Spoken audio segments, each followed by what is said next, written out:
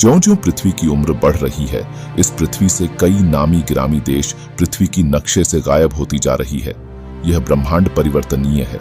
पल पल कुछ न कुछ नया होती रहती है। हमारे पलक झपकते ही इस पूरे ब्रह्मांड में अनेकों नई चीज घटित हो जाती है। कुछ नई चीज अस्तित्व में आ जाती है तो कुछ पुरानी चीज संसार से अलविदा ले लेती है। इस यूनिवर्स में हो रहे घटनाक्रम के बारे में सोचने की ना हमें फुर्सत है और ना ही हर एक गतिविधि के बारे में हम सोच सकते हैं, क्योंकि यूनिवर्स में हो रहे घटनाक्रम हम इंसानों के समझ से बाहर की बात है। हमारी कोई औकात नहीं है जो हम पूरे ब्रह्मांड के बारे में सोच सके। फिर भी ऐसी कई चीजें हैं जिन पर हम बात तो कर ही सकते हैं, जैसे हमारी पृथ्वी में हो रही ग्लोबल वार्मिंग। तो नमस्कार दोस्तों, एक बार फिर स्वागत है आप सभी को हमारे विचित्र संसार चैनल में। दोस्तों, चैनल को सब्सक्राइब करें और इस चैनल से जुड़ी अपडेट पाने के लिए बेल आइकन को प्रेस करना ना भूलें।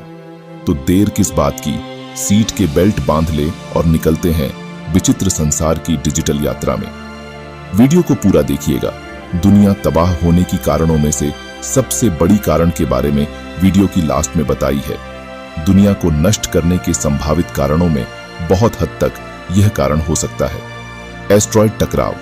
आकाशीय पिंड किसी भी समय पृथ्वी पर टकरा सकता है।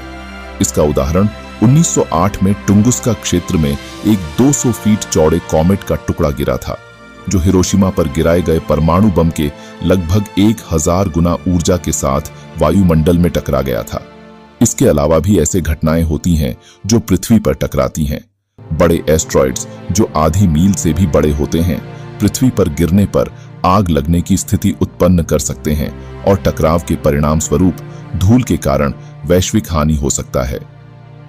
विश्व युद्ध और बीमारी, बदलते मौसम के पैटर्न, प्राकृतिक आपदाएं और अकाल ने बार बार जटिल क्षेत्रीय समाजों को स्थिरता के साथ तबाह किया है। विश्व युद्ध और बीमारियों के प्रभाव दुनिया को नष्ट कर सकते हैं। विश्व युद्ध दुनिया के इतिहास में बड़ी तबाही का कारण रहे हैं। युद्धों के कारण जीवनों की हानि होती है, समाजों का विघटन होता है और अर्थव्यवस्थाओं को नुकसान पहुंचता है। युद्ध के परिणाम स्वरूप जीवन की गुणवत्ता और दीर्घायु भी प्रभावित हो सकती है। इससे धरती पर नई नई बीमारियां हो सकती है जो दुनिया को नष्ट कर सकती हैं। जीवन की अभाव, रोगों की फैलाव और उनके प्रभाव से जीवन की गुणवत्ता प्रभावित हो सकती है, जिससे अंत में विनाश होता है। एंटी मैटर और ब्लैक होल। यदि कोई बड़ी मात्रा में एंटी मैटर पृथ्वी के वायुमंडल में प्रवेश करता है तो यह वायुमंडल के साथ प्रतिक्रिया करके विनाशकारी विस्फोट पैदा कर सकता है और ऐसी ही एंटी मैटर हथियार विकसित करके पृथ्वी की व्यापक नुकसान पहुंचा सकते हैं। Black hole. ब्लैक होल अंतरिक्ष में घने वस्तुएं हैं जिनका गुरुत्वाकर्षण खिंचाव इतना मजबूत होता है कि प्रकाश भी बच नहीं सकता। वे पदार्थ और ऊर्जा को अवशोषित करते हैं, जिससे वे बढ़ते जाते हैं। तो ब्लैक होल के कारण कैसे पृथ्वी को नुकसान हो सकता है? यदि कोई सुपरमैसिव ब्लैक होल हमारी आकाशगंगा के केंद्र में स्थित ब्लैक होल से टकराता है तो यह एक विशाल विस्फोट पैदा कर सकता है जो पृथ्वी को नष्ट कर सकता है। यदि कोई ब्लैक होल हमारे सौर मंडल में प्रवेश करता है तो यह अंततः सूर्य और सभी ग्रहों को निगल जाएगा, लेकिन इनका संभावना कम ही बनता है क्योंकि एंटी मैटर का उत्पादन और भंडारण करना बहुत मुश्किल है और एंटी मैटर हथियार विकसित करना और भी अधिक कठिन। इसी तरह ब्लैक होल आमतौर पर पृथ्वी के लिए खतरा नहीं है क्योंकि वे ब्रह्मांड में बहुत दूर हैं। हालांकि एंटी मैटर और ब्लैक होल शक्तिशाली प्राकृतिक घटनाएं हैं जो सैद्धांतिक रूप से पृथ्वी को नष्ट कर सकती हैं। वैज्ञानिक इन खतरों के बारे में अधिक जानने के लिए काम कर रहे हैं और हम यह सुनिश्चित करने के लिए कदम उठा सकते हैं कि एंटी मैटर का उपयोग शांतिपूर्ण उद्देश्यों के लिए किया जाए ताकि यह सुनिश्चित किया जा सके कि ब्लैक होल मानवता के लिए खतरा पैदा न करें। रिसोर्स की अभाव। दुनिया बहुत तेजी से आगे बढ़ रही है और इसके साथ बढ़ रही है दुनिया की पॉपुलेशन। चाहे जो भी कारण हो, पॉपुलेशन बढ़ने की अंततः दुनिया में तबाही ही लाएगी। बढ़ते पॉपुलेशन को जीवित रखना एक चुनौती भरी काम है क्योंकि रिसोर्सेज सीमित है पर जनसंख्या बढ़ ही रही है। ऐसे में सभी को जीवित रखना भविष्य में असंभव हो जाएगी, जिसे दुनिया की तबाही निश्चित है। विज्ञान और प्रौद्योगिकी के दुरुपयोग। विज्ञान और प्रौद्योगिकी के दुरुपयोग भी दुनिया को नुकसान पहुंचा सकता है।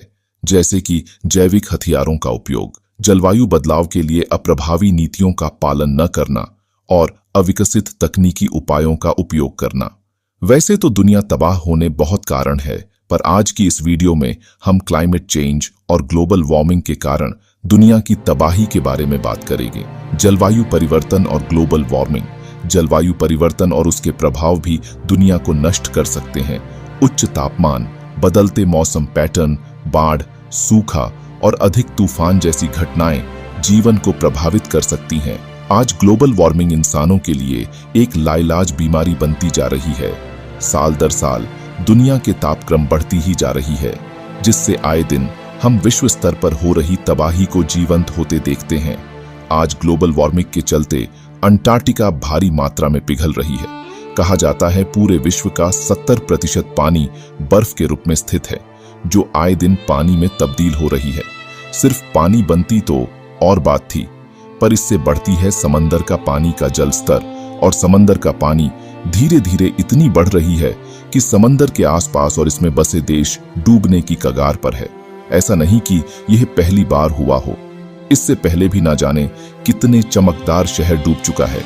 कभी वह शहर उस समय में धरती की सबसे बड़ी शहर रही होगी, मगर धरती में बढ़ती ग्लोबल वार्मिंग और इससे उत्पन्न प्रभावों के चलते शहर डूबी होगी। जैसा कि हमें पता है, कभी भगवान श्री कृष्ण के द्वारा बनाई गई द्वारका नगरी भी समुंदर के आगोश में समा गई है।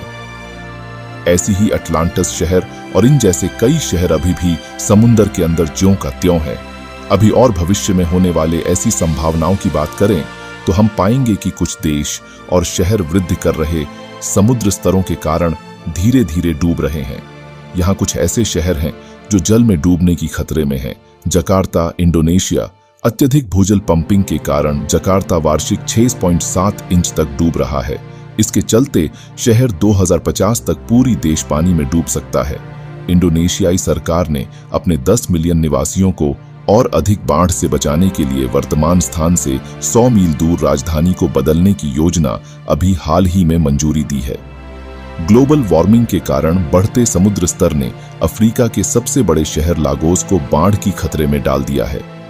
एक अध्ययन के अनुसार यदि समुद्र स्तर 3 से 9 फीट तक बढ़ जाए तो यह शहर के मानव गतिविधियों पर भारी प्रभाव डालेगा।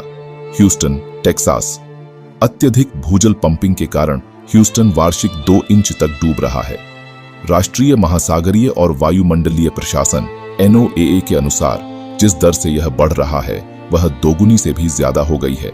20वीं सदी के अधिकांश समय में यह 0.06 इंच प्रति वर्ष से बढ़कर 2006 से 2015 तक 0.14 इंच प्रति वर्ष हो गया है।